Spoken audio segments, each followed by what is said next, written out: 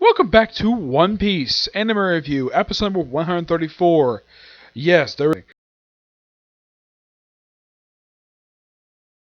Okay, so I'm covering basically 923, third episode of the anime. Emergency! Big Mom's imminent arrival, and the 972nd, 972nd chapter of the manga. I am Odin, and I was born to boil. Yeah, I'll talk about this one. First up, the new episode of the anime finishes up chapter 928. It says online adapted 2 pages, even though it kind of looked like they just readapted 1 page. Yeah, it looked like they readapted page 4 and did adapt page 5. Yep, so 928 is done. And they also adapted finished up chapter 128, 29, where they adapted pages 13 to 18. And they started chapter 930, adapting pages 2 through, I think it's 7. Okay? There's about a few different things going on in this episode. Like, for instance, the page up. Basically, this happens like part of the episode. It's a brief little scene of just Luffy and, well, I don't know, I think his name is, he was the kidnapper from the Fisherman Island arc. Yeah, this is like, we team up again, and he somehow tells him a rumor that apparently that Captain Kidd was, I think, a big mom, and he lost his arm fighting one of her generals. Well, according to, and of course you have Captain Kidd says, yeah, it wasn't one of her sweet generals. I fought one of her sweet generals, but I didn't fight her. And also, I lost my arm during a fight with the red hair pirates. And Luffy doesn't jump on him and say, hey, I know their cap is a friend of mine. And that's a brief scene for them. And then we have something briefly going on with Sanji and Law. Sanji just shows up briefly. Yeah, his appearance is just like talking to Trafalgar Law briefly about some more assassins coming to him.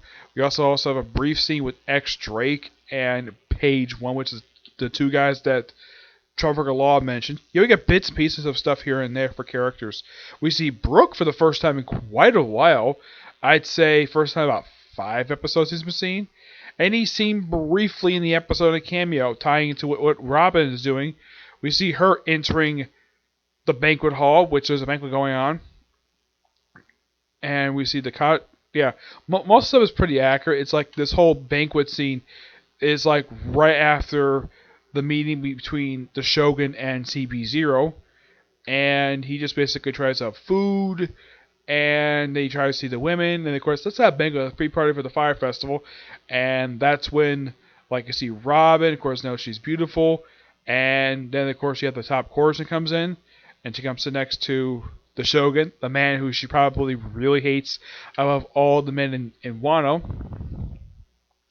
We see the leader of the local Yakuza show up. He's also a swordsman. See him briefly talk. You see some of his men come in, and that's that scene. And Nami and Subaru basically arrive at the Shogun's palace, and Subaru lands on the roof perfectly fine. Nami slips because of the wind.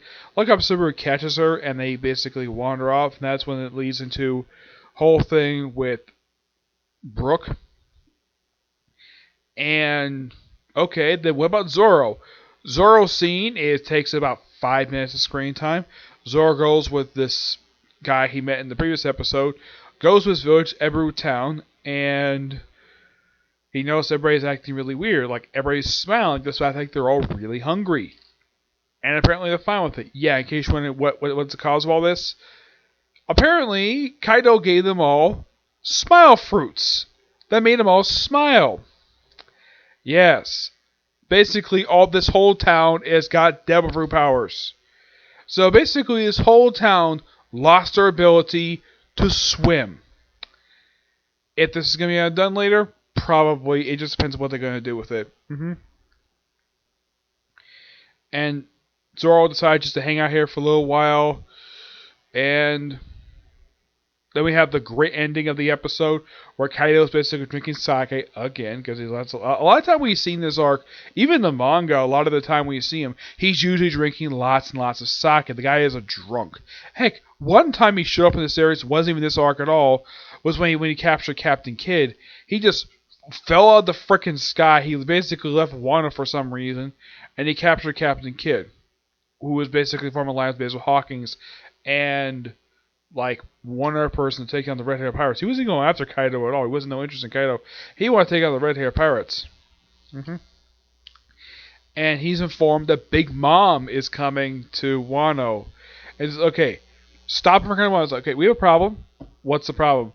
Her ship's being pulled by Canary. And then we see the Sweet Generals. We see, I don't remember his name. He's the eldest son. We see him. We see Smoothie. We see the Genie guy. We see several people. Some of whom actually were not in the manga. It's a great little scene. It's almost like we're revisiting the whole Cake arc in this very episode, because we see various characters who did pop up during that particular arc itself. I mean, with the exception of like a couple people, mostly everybody else basically were made like small Kim. Heck, we even have Amanda. Yeah, she's a snake lady. Apparently, I look at mine. Apparently, she's 47. I'm like, damn, if someone's 47, she's smoking hot. Yeah, beautiful woman, despite having like grayish skin. Yep.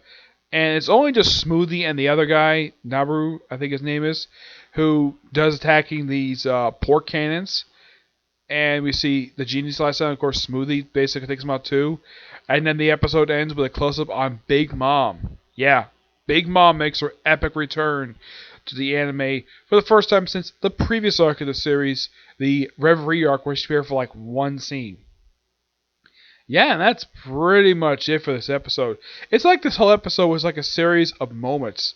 Like a series of scenes, some of whom basically are really, really quick.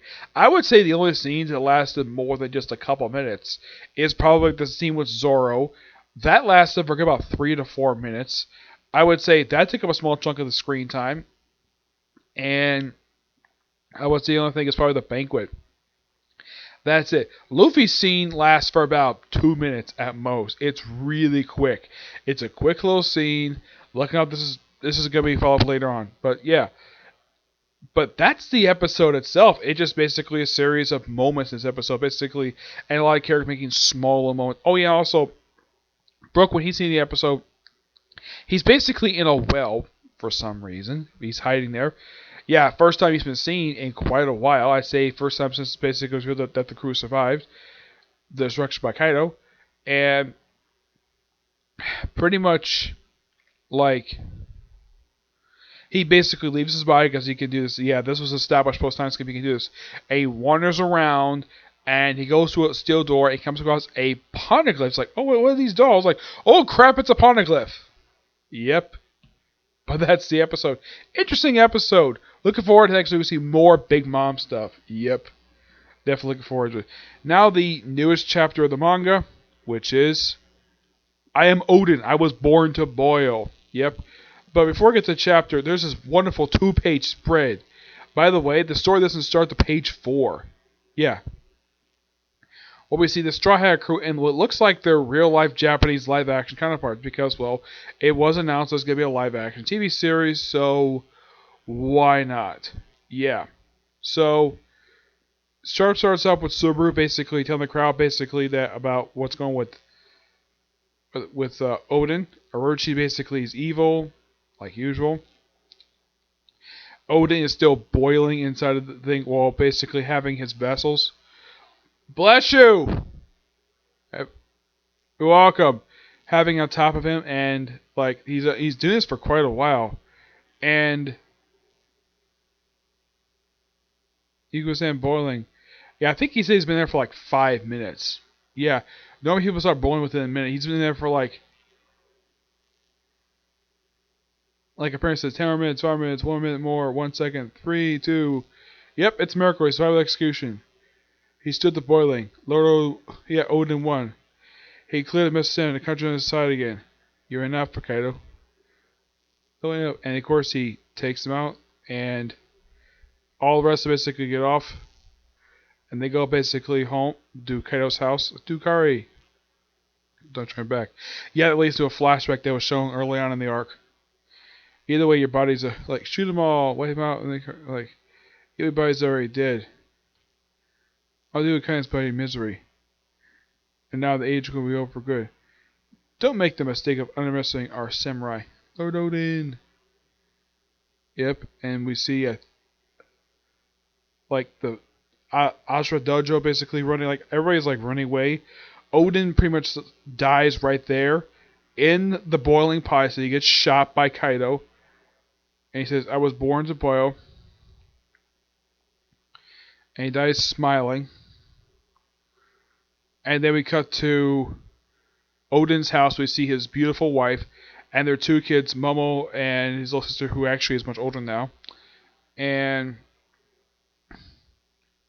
well, this kind of leads into, like, look ahead, Odin, to 20 years in the future.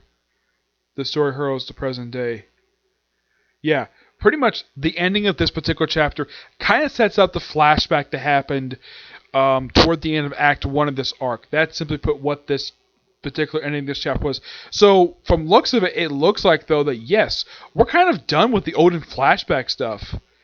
First time in about 10 chapters. This lasted for quite a while, but yeah, I think this is over. This is as far as they're going to go with it, which I'm fine with that. Which hopefully next week, where next chapter comes out, believe it or not, it actually does not. It come out actually March 1st. Yeah, here's the thing about the release of this chapter. They released this chapter 2 days early, which I thought that was kind of weird. Like, why would they release on Friday for? On the app, I'm reading from the Shonen Jump app, and for some reason it releases on Friday, even though they release usually on Sundays.